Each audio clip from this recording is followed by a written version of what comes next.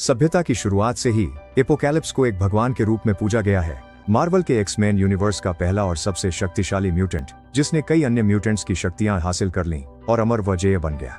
हजारों सालों बाद जागने पर वह दुनिया से निराश हो जाता है जैसी वह उसे पाता है, और मानवता को शुद्ध करने तथा एक नया विश्व व्यवस्था स्थापित करने के लिए शक्तिशाली म्यूटेंट्स की एक टीम बनाता है, जिसमें एक निराश मैग्नेटो भी शामिल है, जिस पर वह शासन करेगा। जब पृथ्वी का भाग्य दांव पर लगा है, रैवेन को प्रोफेसर एक्स की मदद से युवा एक्स-मैन की एक टीम का नेतृत्व करना होगा, ताकि वे अपने सबसे बड़े दुश्मन को रोक सकें और मानवता को विनाश से बचा सकें। फिल्म की शुरुआत नाइल घाटी 3600 ईसा पूर्व में होती है। बूढ़ा लेकिन शक्तिशाली म्यूटेंट एन-सबाहनूर प्राचीन मिस्र पर शासन करता है। एक समारोह के बाद जिसमें उसकी चेतना को एक अन्य व्यक्ति के शरीर में स्थानांतरित किया जाता है, ताकि वह उसकी उपचार शक्ति प्राप्त कर सके। स्थानांतरण प्रक्रिया के दौरान एन-सबाहनूर और उसके 4 अनुयायियों पर घात लगाकर हमला किया जाता है, जिससे उसके अनुयायी मारे जाते हैं और उसे पिरामिड में जीवित दफना दिया जाता है। 1983 में ओहायो में एक शिक्षक छात्रों को म्यूटेंट के अस्तित्व के बारे में पढ़ाते हैं। बाद में म्यूटेंट्स में से एक एरिक लेंशर व्हाइट हाउस के लॉन पर राष्ट्रपति और उनके मंत्रिमंडल पर हमला करता है। हालांकि उनकी जान एक अन्य म्यूटेंट द्वारा बचा ली जाती है, जो उसे रोकता है। रैवेन एरिक भाग जाता है, जिससे वह दुनिया का सबसे वांछित भगोड़ा बन जाता है, जबकि रूप बदलने वाला म्यूटेंट गायब हो जाता है। व्याख्यान के दौरान स्कॉट को अपनी आंखों में असहजता महसूस होती है, इसलिए वह कक्षा से बहाना बनाकर बाहर चला जाता है। अब बाथरूम में स्कॉट देखता है कि उसकी आंखों का रंग बदल रहा है और जल्द ही उसकी आंखों से ऑप्टिक बीम निकलने लगती है, जिससे स्कूल की संपत्ति नष्ट हो जाती है और एक सहपाठी भी घायल हो जाता है, जो उस पर अपनी गर्लफ्रेंड को देखने का आरोप लगाता है। ईस्ट बर्लिन में रूप बदलना। रेवन को एक और म्यूटेंट मिलता है जो टेलीपोर्ट कर सकता है। उसका नाम है कर्ट वॉगनर। एरिना में कर्ट वॉगनर, जिसे नाइटक्रॉलर कहा जाता है, को एंजेल के खिलाफ लड़ने के लिए उतारा जाता है। वे जल्द ही लड़ाई शुरू कर देते हैं, लेकिन नाइटक्रॉलर अपनी गायब होने की क्षमता का इस्तेमाल कर लड़ाई करने से इनकार कर देता है। यह देखकर रेवन बिजली का स्विच बदल देती है, जिससे लड़ाई में बाधा आ जाती है और सभी अपनी जान बचाने के लिए भागने लगते हैं। गार्ड्स तुरंत लड़ाकों पर गोली चलाने लगते हैं, क्योंकि वे नहीं चाहते कि वे भाग जाएं। लेकिन रेवन कर्ट को बचा लेती है, जिससे वह गोली लगने से बच जाता है। फिर वह अपनी टेलीपोर्ट करने की क्षमता का इस्तेमाल करता है और रेवन के साथ वहां से चला जाता है, और जल्द ही उसे पता चलता है कि वह एक रूप बदलने वाली है। इसी बीच पोलैंड में हेनरिक एक फैक्ट्री में काम करता है। बाद में वह अपने परिवार से मिलने और उनके साथ समय बिताने के लिए घर जाता है, जहां वह जल्द ही अपनी बेटी को सुला देता है। अगली सुबह स्कॉट के माता पिता उसके भाई एलेक्स के साथ विचार विमर्श करते हैं कि उन्हें उसके साथ क्या करना चाहिए। इसके बाद एलेक्स उन्हें बताता है कि वे जितना सोचते हैं उससे कहीं ज्यादा एक जैसे हैं, और फिर वह उससे बात करने जाता है। एलेक्स समर्स फिर स्कॉट को एक स्कूल प्रोफेसर चार्ल्स जेवियर के शैक्षिक संस्थान में ले जाता है, इस उम्मीद में कि जेवियर और हैंक मैककॉय उसे अपनी ऑप्टिक बीम्स छोड़ने वाली म्यूटेशन को नियंत्रित करना सिखाएंगे। स्कूल पहुंचने पर आंखों पर पट्टी बांधे स्कॉट की टक्कर टेलीपैथिक और टेलीकिनेटिक जीन ग्रे से हो जाती है, जो उसे बताती है कि उसे देखकर चलना चाहिए। वह उसे दूर रहने के लिए कहता है, क्योंकि वह नहीं चाहता कि उसके रास्ते में उसके जैसी अजीब लड़की आए। जीन उसे चिंता न करने के लिए कहती है और कहती है कि यहाँ देखने लायक कुछ भी नहीं है। इसके बाद एलेक्स जेवियर और हैंक को ढूंढता है, जो स्कॉट का उनसे परिचय कराते हैं। जेवियर उसका गिफ्टेड स्कूल में स्वागत करता है, जिस पर स्कॉट कहता है कि उसे यह कोई तोहफा जैसा नहीं लगता। जेवियर समझाते हैं कि शुरुआत में हमेशा ऐसा नहीं होता, लेकिन प्रशिक्षण के बाद अगर वह उनके साथ रहने का फैसला करता है तो वह इसका इस्तेमाल कर सकेगा। वह स्कॉट को अपनी पट्टी हटाने का निर्देश देते हैं। आंखें खोलते ही स्कॉट जेवियर के पसंदीदा पेड़ को नष्ट कर देता है और पूछता है कि क्या उसे निकाला जा रहा है, लेकिन जेवियर उसे बताते हैं कि वह दाखिल हो चुका है। हालांकि मिस्र में मुनरो खुद को छुपा लेती है और पिरामिड का पता लगाती है। पूजकों का एक समूह एन-सबाहनूर को जगा देता है। उसके जागने के दौरान शहर में जल्द ही एक बड़ा भूकंप आता है, जो हेनरिक के काम को भी प्रभावित करता है। इसके बाद वह अपने एक सहकर्मी को, जो खतरे में है, अपनी शक्ति का उपयोग करके बचाता है। ओहायो में भूकंप अकादमी के लोगों को भी जगा देता है और जेवियर उन्हें वापस सोने के लिए कहता है। जीन के कमरे में पहुंचकर हैंक उसे जीन के बारे में बताता है और निर्देश देता है कि किसी को भी उनके रास्ते में न आने दे। अब जीन के कमरे में जेवियर सोती हुई जीन से संवाद करने की कोशिश करता है, साथ ही वह उसका देखा गया डरावना सपना भी देखता है। वह जल्दी ही उसे जगा देता है। जीन उसे बताती है कि उसने अपने सपने में दुनिया का अंत देखा, जिसमें वह लोगों की मौत को महसूस करती है। जेवियर उसे बताता है कि यह सिर्फ एक सपना है, लेकिन जीन कहती है कि यह असली लगता है।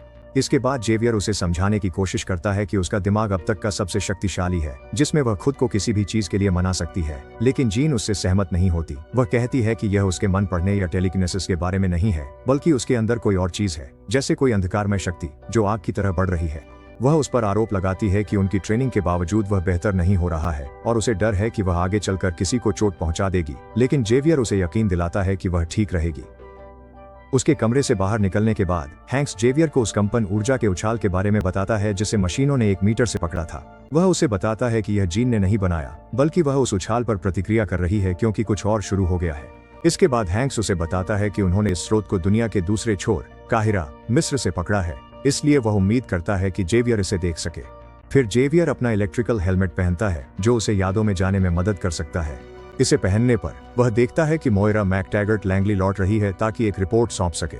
इस प्रक्रिया के दौरान जेवियर और हैंक आपस में चर्चा करते हैं। दूसरी ओर कम्युनिस्ट पोलैंड में एरिक लेंशर, जब एन सबाह नूर के कारण दुनिया भर में उथल पुथल मची हुई थी, एरिक अपनी शक्तियों का इस्तेमाल एक भूकंप के दौरान अपने एक सहकर्मी को बचाने के लिए करता है, जिससे उसे पकड़ने के मिशन पर निकली मिलिशिया सतर्क हो जाती है। घर पहुंचने पर हेनरी अपने परिवार से कहता है कि उन्हें अब यहाँ से जाना होगा क्योंकि उसकी पहचान उजागर हो चुकी है और वे अब और नहीं रह सकते। इसके बाद वह अपनी बेटी नीना को उसके कमरे में नहीं पाती। बाद में जब वे जंगल में उसकी तलाश करते हैं तो वे देखते हैं कि उसे सशस्त्र मिलिशिया ने बंधक बना लिया है। हेनरिक फिर पूछता है कि क्या उसकी बेटी ठीक है, जिस पर वे जवाब देते हैं कि वह ठीक है और वे उससे बात करना चाहते हैं। हालांकि वह देखता है कि वे अपना बैज नहीं पहने हुए हैं। वे उसे बताते हैं कि फैक्ट्री में एक आदमी ने उन्हें उसके किए गए उस काम के बारे में बताया जो उन्हें समझ में नहीं आता। वह उन्हें अपने हथियार दूर रखने का निर्देश देता है। वे उससे कहते हैं कि वे यह मानना चाहते हैं कि वह एक अच्छा पिता, पड़ोसी और दोस्त है, लेकिन वे उसे जानते नहीं हैं। हेनरिक उन्हें बताता है कि वह अब भी वही इंसान है, हेनरिक गुर्स्की, और वह उनका ध्यान उनके साथ अपने संबंधों की ओर भी दिलाता है, जिस पर वे उस पर आरोप लगाते हैं कि वह एक हत्यारा है क्योंकि वह अब तक उनसे झूठ बोलता रहा है। इसके बाद वे पूछते हैं कि क्या वह वही है जिसे वे मैग्नेटो कहते हैं और उसे राष्ट्रपति पर उसके हमले की एक अखबार की कटिंग दिखाते हैं। हेनरिक उनसे कहता है कि वह उनके साथ चलेगा, लेकिन वे उसकी बेटी नीना को छोड़ दें। आदान प्रदान के बाद उसकी बेटी उससे विनती करती है कि वह न जाए और हेनरिक को ले जाने से इनकार करती है। जैसे जैसे तनाव बढ़ता है, एरिक की बेटी अपने म्यूटेंट शक्तियों का प्रदर्शन करने लगती है और मानसिक रूप से पूरे जंगल से जंगली जानवरों को बुला लेती है। यह देखकर सैनिक आपस में पूछते हैं कि क्या वह भी म्यूटेंट्स में से एक है और हेनरिक से कहते हैं कि वह उन्हें रोकने के लिए कहे। हेनरिक का मतलब है कि वह अपनी शक्ति को नियंत्रित नहीं कर सकती क्योंकि वह उनसे डरी हुई है। हालांकि इस अफरा तफरी के दौरान एक सैनिक गलती से अपना तीर चला देता है, जिससे हेनरिक की पत्नी और बेटी दोनों की मौत हो जाती है। तुरंत ही हेनरिक उनके पास दौड़ता है और रोता है क्योंकि वे दोनों मर चुकी हैं। इसके तुरंत बाद अब गुस्से में हेनरिक सभी मिलिशिया को मार देता है। इसके बाद वह जोर से चिल्लाता है और पूछता है कि क्या यही ब्रह्मांड उससे चाहता है। इसी दौरान काहिरा, मिस्र में एन सबाह नुआ, जो अब अपने शरीर से मुक्त है, शहर में जाता है और अपने आसपास के माहौल का निरीक्षण करता है। वह अनाथ ओरोरू मुनरो से दोस्ती करता है, जिसे वह बाजार में कुछ चुराने के कारण पीटे जाने से बचाता है और उसके हमलावरों को मार देता है। ओहायो में जेवियर एलेक्स के साथ CIA कार्यालय जाता है ताकि मोइरा मैकटैगर्ट से बात कर सके। CIA कार्यालय में एलेक्स जेवियर से मोइरा के साथ उसके रिश्ते के बारे में पूछता है। जेवियर उसे बताता है कि उसने मोइरा के दिमाग से उनके सभी संबंधों की यादें मिटा दी थीं, क्योंकि यह बहुत समय पहले की बात थी जब दुनिया म्यूटेंट्स के बारे में नहीं जानती थी। उसके कार्यालय में पहुंचने पर जेवियर मोइरा का नाम पुकारता है, जो फिर उसे बताती है कि वह प्रोफेसर चार्ल्स जेवियर के बारे में सब जानती है क्योंकि वह उनके बारे में सब कुछ पढ़ती है। औपचारिकताओं के आदान प्रदान के बाद जेवियर उससे मिस्र में उसके अनुभव के बारे में पूछता है। आश्चर्यचकित मोइरा उसे बताती है कि यह गोपनीय जानकारी है और पूछती है कि वह उसके कार्यालय में कैसे आया। जेवियर उसे बताता है कि उसके पास लेवल 5 की उच्च सुरक्षा मंजूरी है। इसके बाद मोइरा उन्हें बताती है कि जब से 1973 में दुनिया को म्यूटेंट्स के बारे में पता चला है, तब से ऐसे कई पंथ हैं जो इन्हें भगवान के संकेत या दूसरे आगमन के रूप में देखते हैं। वह उन्हें बताती है कि उसने उन पंथों में से एक का पता लगाया जो खुद को अशीर एन सबाह नू कहते हैं, जिसका नाम उस प्राचीन प्राणी के नाम पर रखा गया है जिसे वे दुनिया का पहला म्यूटेंट मानते हैं। वह बताती है कि ये पंथ दुनिया भर में सुराग ढूंढ रहे हैं क्योंकि उन्हें लगता है कि वह फिर से उठेगा। उनका यह भी मानना था कि उसने अपनी चेतना एक शरीर से दूसरे शरीर में स्थानांतरित कर ली थी, जिससे वह जब भी मरने के करीब होता तो कोई और शरीर ले लेता था। उसने जिन कुछ शरीरों को अपनाया वे शायद म्यूटेंट रहे होंगे, जिससे वह उनकी शक्तियां भी ले सका और वर्षों में उसने कई तरह की क्षमताएं इकट्ठा कर ली। इसके बाद जेवियर उसे एन सबाह नू को एक सर्वशक्तिमान म्यूटेंट कहते हैं। मोइरा उन्हें उसके 4 मुख्य अनुयायियों के बारे में भी बताती है, जिन्हें उसके शिष्य कहा जाता है। वे रक्षक, जिन्हें वह शक्तियां प्रदान करेगा और जहां भी वह शासन करेगा वहां अंततः तबाही और प्रलय आ जाएगी, यानी दुनिया का अंत। मिस्र में मुनरो एन सबाह नू को अपने घर ले जाती है। इसके बाद वह उससे मानवता के बारे में जानता है, यह तय करते हुए कि समाज अपनी राह खो चुका है, वह दुनिया को फिर से बनाने की योजना बनाता है। मुनरो उसकी शक्ति बढ़ाने के बाद उसकी अनुयायी बन जाती है। पूर्वी बर्लिन में रेवेन ब्लैक मार्केटियर कैलिबन से अनुरोध करती है कि वह कर्ट को अमेरिका पहुंचाए।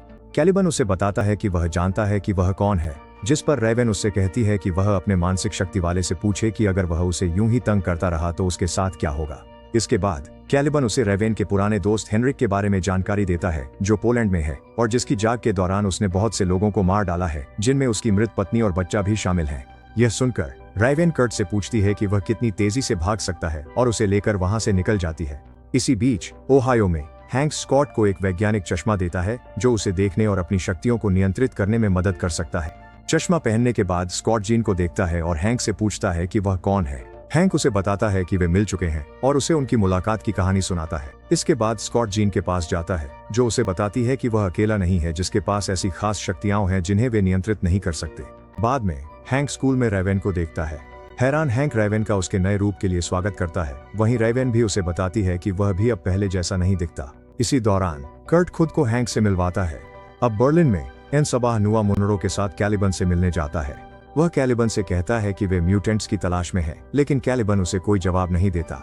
हालांकि एन सबाह नुआ साइलॉक को उसकी शक्ति की सीमा दिखाता है, जिससे वह उसके साथ जाने का फैसला करती है और वादा करती है कि वह उसे वहां ले जाएगी जहां वह जिन म्यूटेंट्स की तलाश कर रहा है उन्हें पा सके। बाद में जेवियर के स्कूल में कर्ट की मुलाकात जीन और स्कॉट से कराई जाती है। कर्ट उन्हें बताता है कि वह कहीं भी नहीं जानता। तुरंत ही स्कॉट बाकी लोगों को स्कूल के बाहर जाने और कर्ट को आसपास घुमाने के लिए मनाने की कोशिश करता है, क्योंकि प्रोफेसर वहां नहीं है। इसके बाद एन सबाह नु और उसके दो शिष्य एंजेल के ठिकाने पर जाते हैं, जहां वह उसकी शक्ति को बढ़ाता है और एंजेल भी उनके साथ शामिल हो जाता है। वापस स्कूल में हैंक्स रेवेन को वे नवाचार दिखाता है जो वह बना रहा है। रेवेन उसकी अच्छी मेहनत की सराहना करती है, लेकिन युद्धक विमान बनाने की शिकायत करती है। हैंक्स उसे बताता है कि वॉशिंगटन में जो कुछ हुआ, उसने सोचा कि एक्स-मैन की शुरुआत करेंगे, जैसा बात किया करते थे। रेवेन तुरंत उसे बताती है कि चार्ल्स जेवियर छात्रों को चाहता है, सैनिकों को नहीं। हैंक्स उसे बताता है कि उन्हें सबसे अच्छे की उम्मीद करनी चाहिए और सबसे बुरे के लिए तैयार रहना चाहिए, क्योंकि उसे लगता है कि दुनिया को एक्स-मैन की जरूरत है और अब जब रेवेन यहाँ है तो वह चार्ल्स को मनाने में मदद कर सकती है। रेवेन तुरंत हैंक्स से कहती है कि उसकी यह यात्रा एरिक की वजह से है, जिसे वह मानती है कि वह सच में बड़ी मुसीबत में है। यह सुनकर हैंक्स उसे जवाब देता है कि एरिक तो हमेशा मुसीबत में ही रहता है। अब पोलैंड में एरिक अपने कार्यस्थल पर जाता है और वहाँ सभी को सुविधा में बंद कर देता है। वह कहता है कि कुछ लोग पुलिस के पास गए थे क्योंकि उन्होंने उसे देखा था, और पूछता है कि क्या वे उसकी शक्तियों और उसके बारे में सब कुछ जानना चाहते हैं।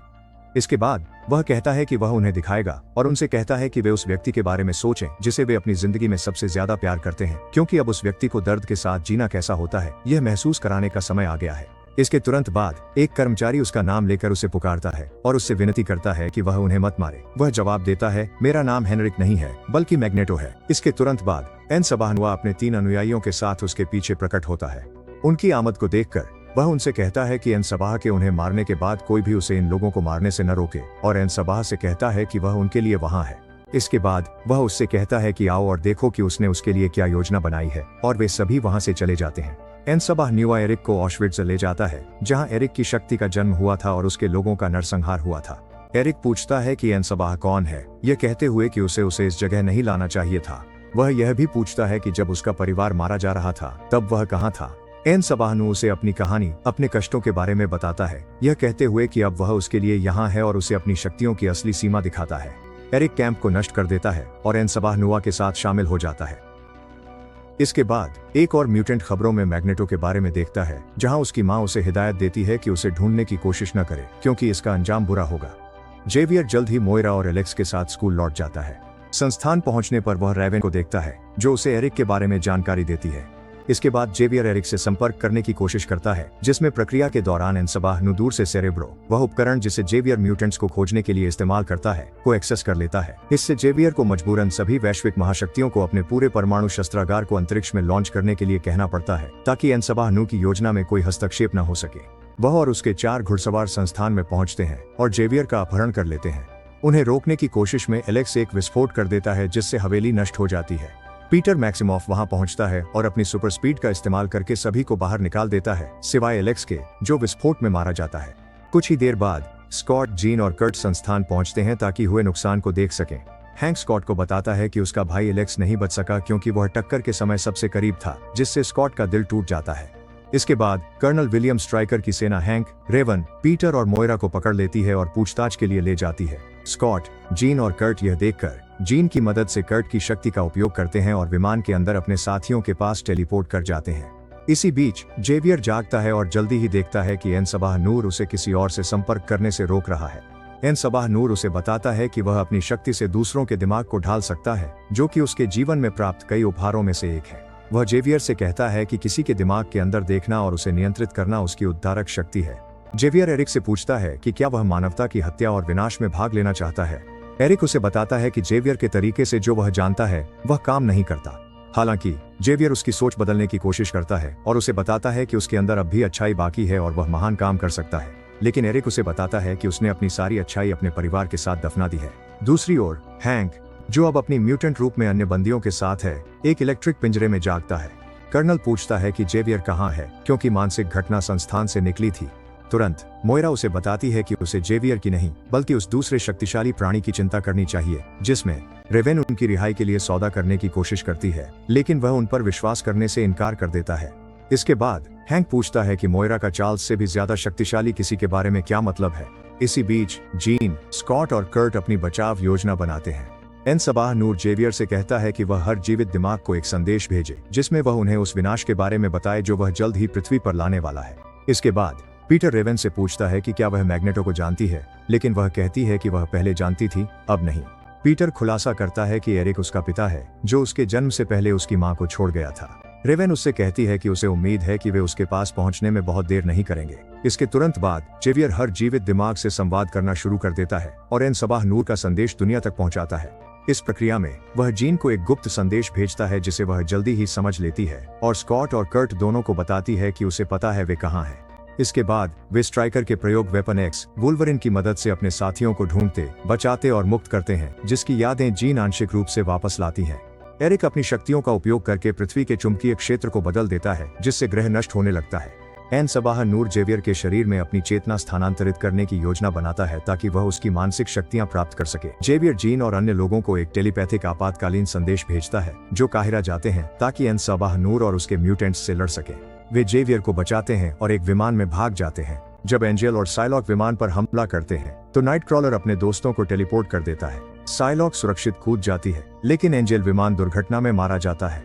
बाद में एरिक और मुनरो एन सबाह नूर के खिलाफ हो जाते हैं और स्कॉट की मदद से उसे शारीरिक रूप से व्यस्त रखते हैं, जबकि जेवियर उसके साथ एस्ट्रल प्लेन में टेलीपैथिक लड़ाई करता है। जेवियर जीन से अपनी शक्तियों की पूरी ताकत खोलने की विनती करता है और वह एन सबाह नूर को जला देती है, जिससे साइलॉक बच निकलती है। इसके बाद जेवियर और मोइरा अपने रिश्ते को फिर से शुरू करते हैं। एरिक और जीन स्कूल के पुनर्निर्माण में मदद करते हैं, लेकिन एरिक जेवियर का साथ रुककर पढ़ाने का प्रस्ताव ठुकरा देता है। पीटर अभी एरिक को यह बताने का फैसला नहीं करता कि वह उसका बेटा है। जब्त किए गए सेंटिनल्स का उपयोग करते हुए हैंक और रेवेन नए एक्समैन रंगरूटों स्कॉट, जीन, ओरोरो, कर्ट और पीटर को प्रशिक्षण देते हैं। उनसे बातचीत के दौरान कुछ मशीन एक्स फैसिलिटी का दौरा करती है। एक्समैन उनसे लड़ने की तैयारी करते हैं और फिल्म यहीं समाप्त होती है। देखने के लिए धन्यवाद और कृपया मेरे YouTube चैनल को सब्सक्राइब करें।